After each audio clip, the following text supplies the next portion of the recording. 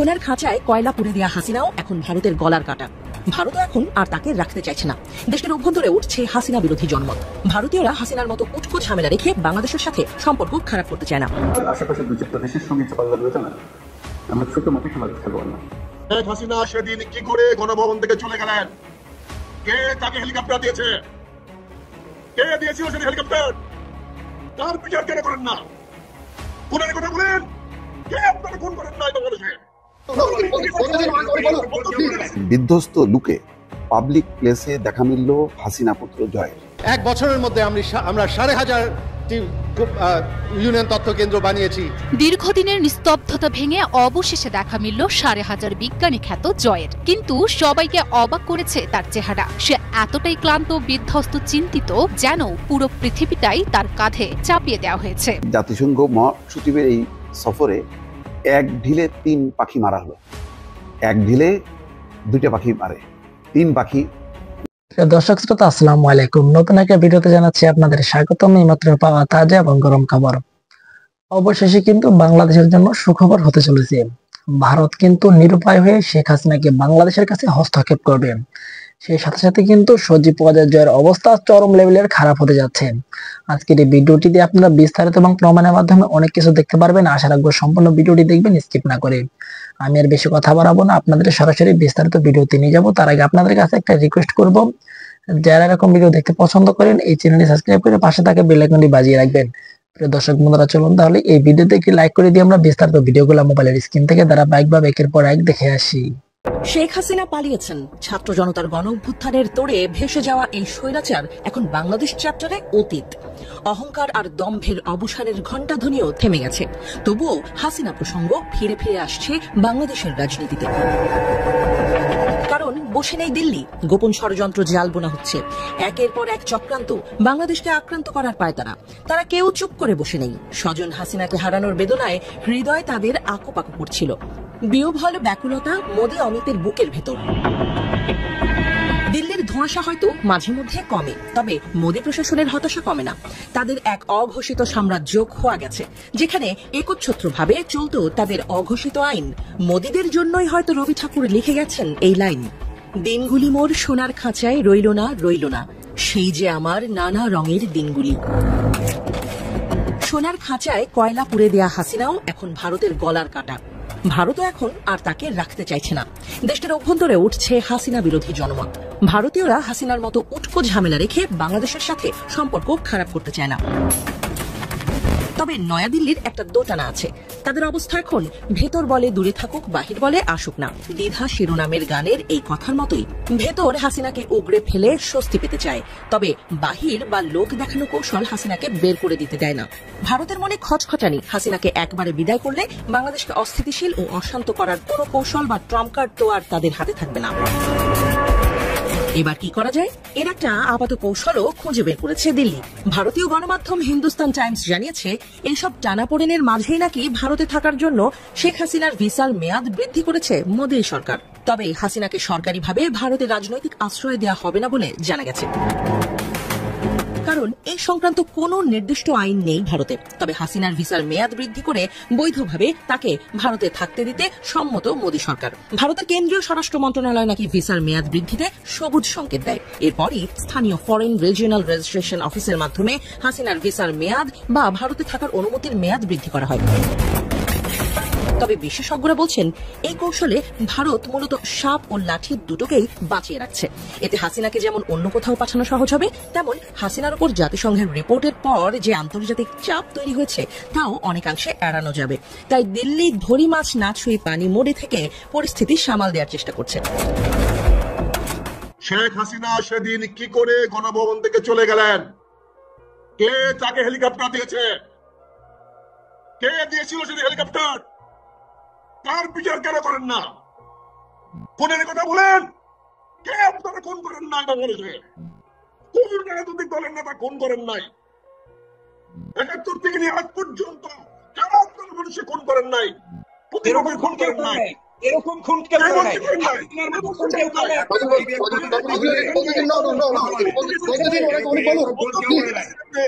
আপনি কত খুন দেখেছেন? কি বলতে চাচ্ছেন শুনি। আপনি কত গুণ। আপনি শেখ হাসিনাকে কেন হেলিকপ্টার দিয়ে পাঠালেন বাংলাদেশ থেকে? আপনি পাঠান নাই? কে পাঠিয়েছিল হেলিকপ্টার দিয়ে? কে পাঠিয়েছে আপনি তাদের জিজ্ঞাসা করেন। আপনি কথা কথা উত্তর দিলে হবে না তো, আমি শুনি ওদের কাছ থেকে আরেকটা প্রশ্ন। কেন সেই বিমান বাহিনী প্রধানের বিরুদ্ধে ব্যবস্থা নেন না আপনারা এখন পর্যন্ত? কেন নেন না? ওই হেলিকপ্টার কার ছিল? কার হেলিকপ্টার আপনি পাঠিয়েছেন? বাংলাদেশ সরকার হেলিকপ্টার জানেন? ও সেগুলো প্রশ্ন জবাব দিতে পারেন না, ইনে মেরে কথা বলেন। Valid question. আমরা শেখ হাসিনার বিরুদ্ধে করেছি যখন শেখ হাসিনা ক্ষমতায় ছিল।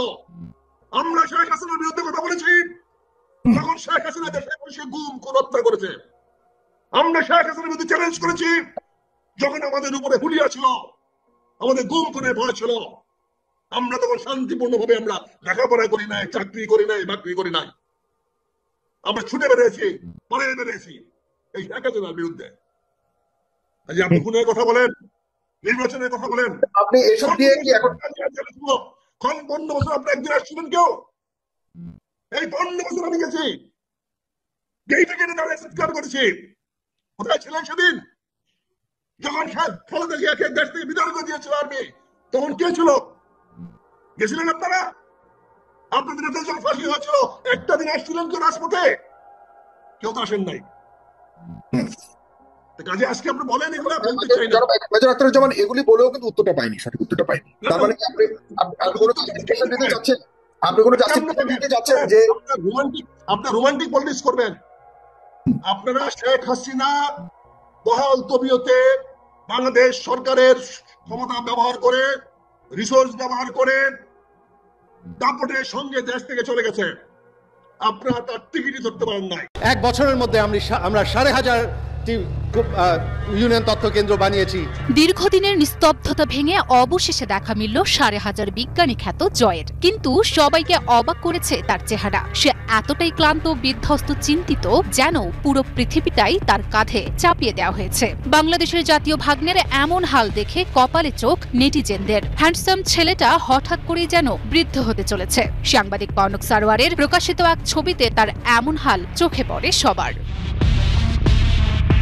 বাংলাদেশের জাতীয় ভাগ্নে সজীব ওয়াজেদ জয়। খুব একটা ক্যামেরার সামনে আসতেন না তিনি, তবে দেশের স্বৈরাচারী মায়ের পতন ঘটায় রাগে ক্ষোভে ক্যামেরার সামনে এসে বলেছেন এক একবার এক এক কথা। কখনো বলেছেন শেখ হাসিনা রাজনীতিতে ফিরবে না, আবার কখনো বলেছেন আমরা ফিরে আসব। এমনিতেই তো আওয়ামী লীগের ভরা ডুবি, তার উপর তার বক্তব্যে আরো ট্রলের শিকার হয়েছিল বিতাড়িত দলটি। তারপরেই হঠাৎ করেই উধাও হয়ে যান তিনি।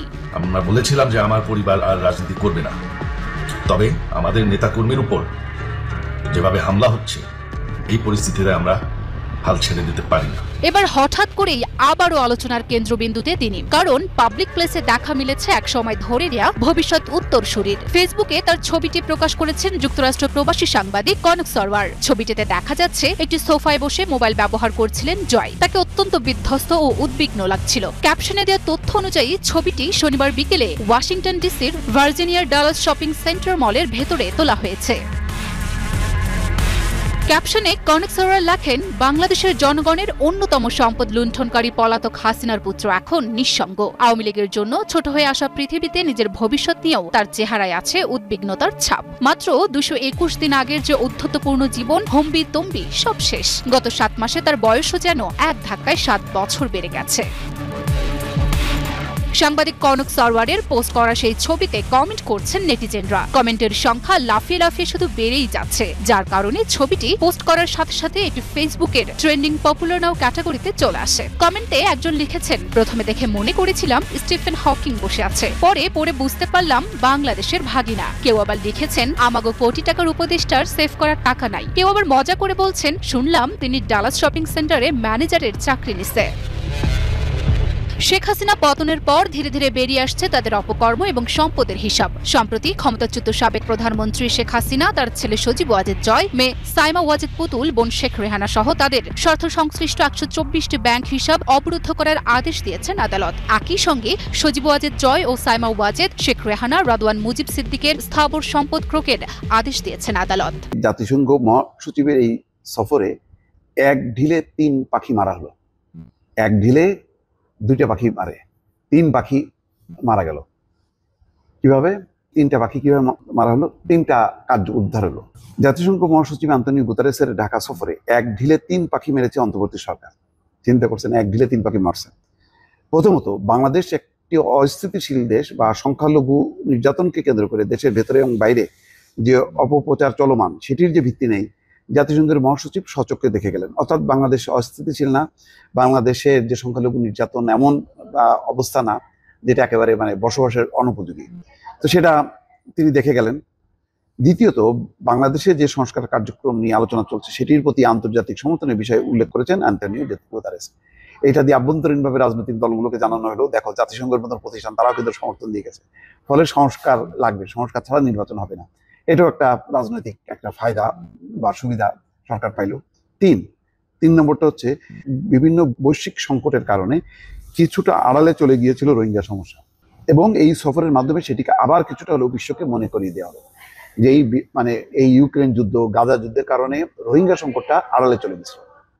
তারপরে রাখাইনে যে যুদ্ধ, সেই যুদ্ধের ফলে আরো রোহিঙ্গার অনুপ্রবেশের যে সংকট, সেই সংকটটা আড়ালে চলে গেছিল। মহাসচিব আসার ফলে সমস্ত আন্তর্জাতিক গণমাধ্যমের দৃষ্টিটা পড়লো যে এটা আড়ালে যাওয়ার মতন বিষয় না, বরং মহাসচিব একেবারে সেই রোহিঙ্গা ক্যাম্পে বা আশ্রয় শিবিরে যে তাদের সঙ্গে ইফতার করার মধ্য দিয়ে আবার স্মরণ করে দিল বিশ্বকে যে বাংলাদেশ রোহিঙ্গাদেরকে আশ্রয় দিয়েছে এবং এটা লম্বা সময় ধরে এতে সংকট বাড়ছে, তাদের প্রত্যাবাসন দরকার এবং মিয়ানমারে যে গৃহযুদ্ধ চলছে সেটা থামানো দরকার। এই বিষয়টা সামনে চলে আসলো। তা ঠিকই, এক ঢিলে 3 পাখি। প্রথম কথা হলো যে এক ধরনের স্বীকৃতি যে জাতিসংঘের মহাসচিব বাংলাদেশ সফর করে গেল, তাহলে কোথায় বাংলাদেশে একটা বিশৃঙ্খল, কোথায় মানে সংখ্যালঘু নির্যাতন, এটা সঠিক না। 2 নম্বর হলো যে সংস্কার কার্যক্রমের প্রতি যে সংস্কার নিয়ে একটা অস্বস্তি তৈরি হয়েছে রাজনৈতিক দলগুলো, সবাই নির্বাচনের রোডম্যাপ বলছে, আর সরকার বলছে যে না, সংস্কারের ব্যাপারে ঐক্যমত হইতে হবে তারপরে নির্বাচন।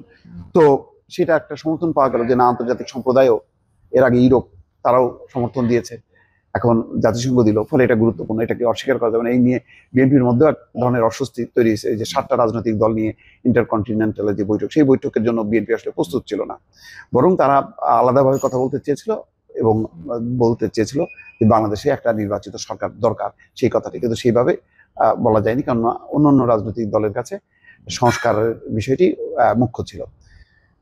ফলে সব মিলিয়ে এখানে একটা সরকারের একটা মানে মোটামুটি প্লাস পয়েন্ট বলা যায়। যে সফরের বিষয়ে জানতে চাইলে পররাষ্ট্র মন্ত্রণালয়ের একজন জ্যেষ্ঠ কর্মকর্তা বলছেন যে এই সফরের মাধ্যমে অন্তর্বর্তী সরকারের প্রতি আন্তর্জাতিক সমর্থন যে অব্যাহত আছে সেই বার্তা দিয়ে গেলেন জাতিসংঘের মহাসচিব। অর্থাৎ ডক্টর ইউনূসের সরকারের প্রতি যে একটা আন্তর্জাতিক সম্প্রদায়ের সমর্থন আছে, জাতিসংঘের মহাসচিব এই সফরের মধ্য দিয়ে। পুলিশের উচ্চ পর্যায়ের কর্মকর্তাদের সাথে একটা বৈঠক হয়েছে আমাদের প্রধান উপদেষ্টা ডক্টর ইউনূসের।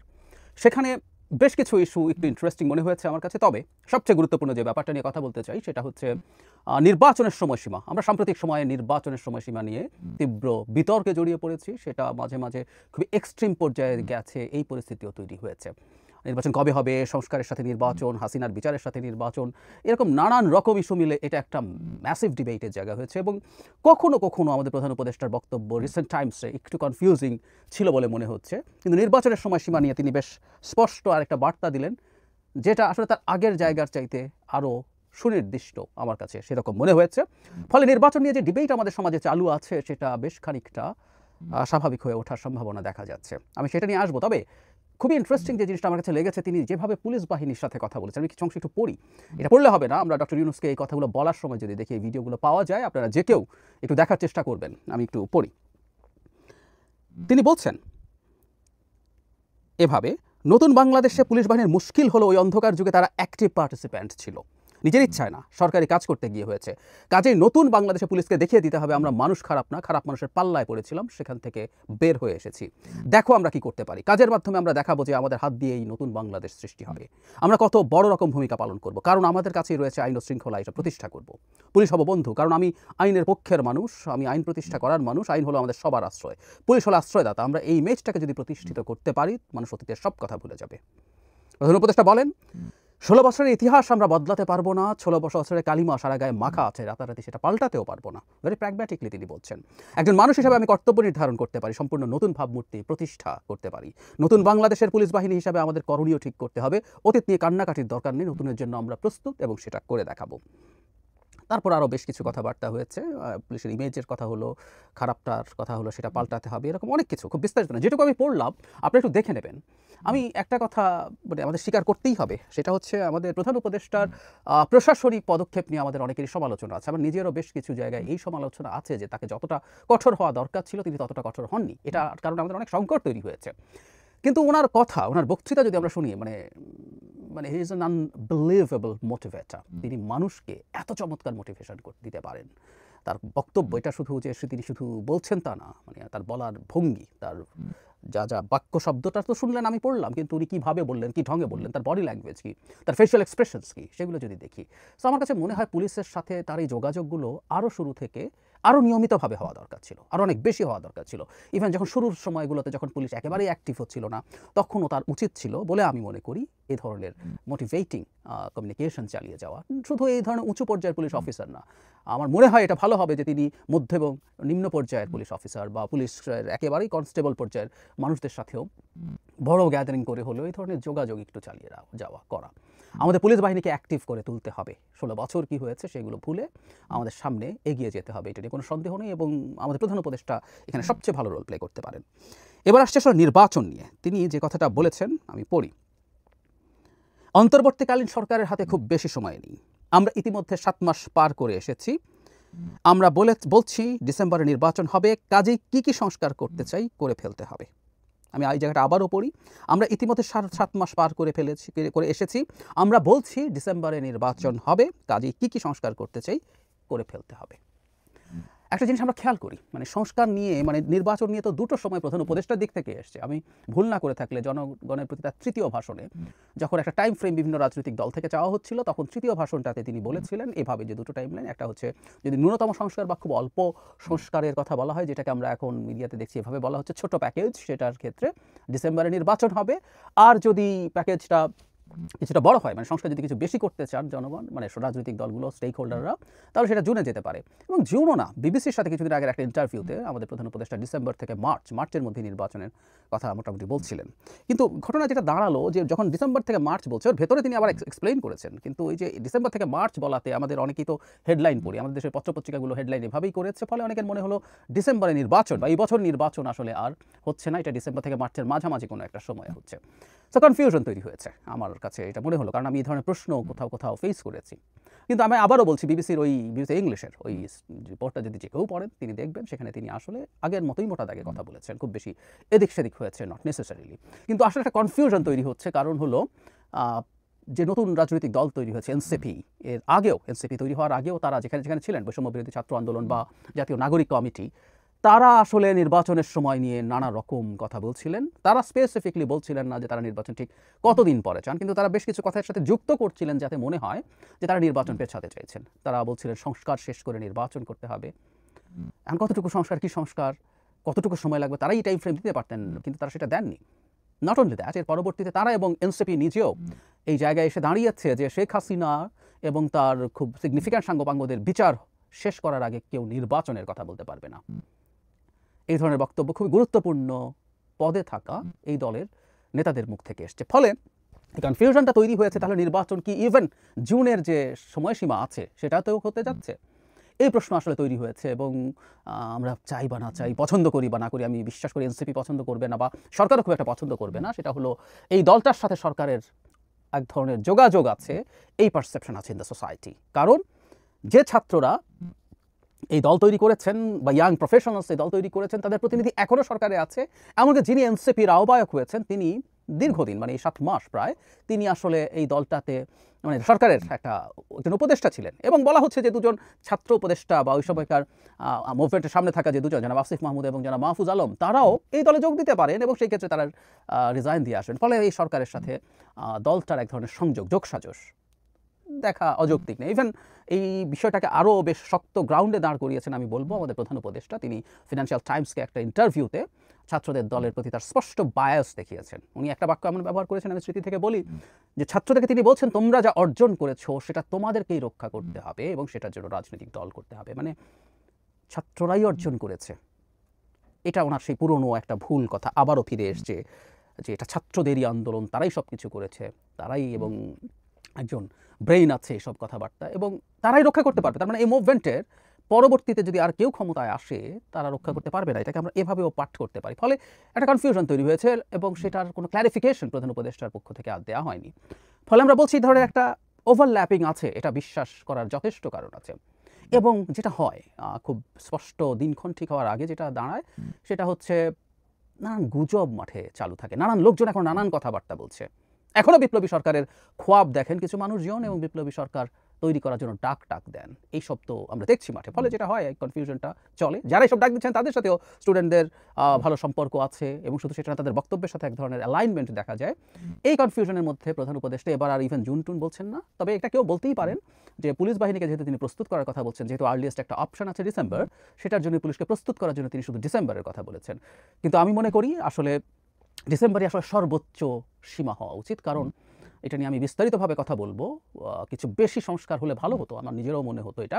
কিন্তু বিদ্যমান প্রেক্ষাপটে আমরা যে জায়গায় এসে দাঁড়িয়েছি এখন, যেখানে এসে উপস্থিত হয়েছি নানা কারণে, নানা জনের নানা ভুল পদক্ষেপের জন্য, এর মধ্যে সরকারেরও প্রচুর ভুল পদক্ষেপ আছে, সেখান থেকে আসলে আর বেশি সংস্কার হওয়ার সম্ভাবনা আছে বলে আমার মনে হয় না।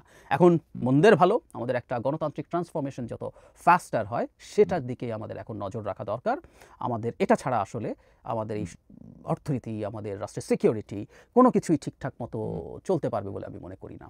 সুতরাং প্রধান উপদেষ্টা যে ডিসেম্বরে এসে দাঁড়িয়েছেন এবং বেশি সংস্কার হওয়ার সম্ভাবনা এই অর্থে নেই যে তিনি, আমি একটু স্মরণ করি যে তিনি নিজেকে ফ্যাসিলিটেটর, আমি প্রধান উপদেষ্টার কথা বলছি, ফ্যাসিলিটেটর বলেছিলেন ডেইলি স্টার সম্পাদক মাহফুজ আনামের সাথে একটা ইন্টারভিউতে, যখন সংস্কার প্রসঙ্গে এসছে সবগুলো আনবো, কি কোনটা নেবে না, তোমরা যদি 100টার মধ্যে 10টা নাও 10টা করবো, না হলে একটাও না। সো বিএনপি খুব স্পষ্টভাবে বলেছে কোনো রাগঢাক নেই, নির্বাচন রিলেটেড সংস্কার ছাড়া এই ন্যূনতম সংস্কার করি, তারা নির্বাচন চায়। সুতরাং প্যাকেজ ছোট হওয়ারই কথা, এটা অলরেডি এক্সপোজড। তাই যদি হয়ে থাকে তাহলে আসলে ডিসেম্বরের পরে আর নির্বাচন হবে এই আলাপটা বা বড় প্যাকেজের আলাপও আমার মনে হয় খুব বেশি আর রিলেভেন্ট না। যদিও একটা ঐক্যমত্য কমিশন আছে, তারা সবাইকে নিয়ে বসার চেষ্টা করছেন, তারা বসুক, কিন্তু যেহেতু অবস্থান আছে এটার এই বসাবসিগুলো শেষ হলে হয়তো খুব স্পষ্ট পিকচার আমরা জানবো। কিন্তু তার আগেই অন্তত সবচেয়ে বড় স্টেক হোল্ডার এই মুহূর্তে নির্বাচনী রাজনীতির বলবো বিএনপি, সে কোনো বড় প্যাকেজের দিকে যাচ্ছে না। সুতরাং আমার মনে হয় এবার আর জুনের অপশনটা না রেখেই কথা বলা দরকার, নির্বাচন ডিসেম্বরের দিকেই হবে।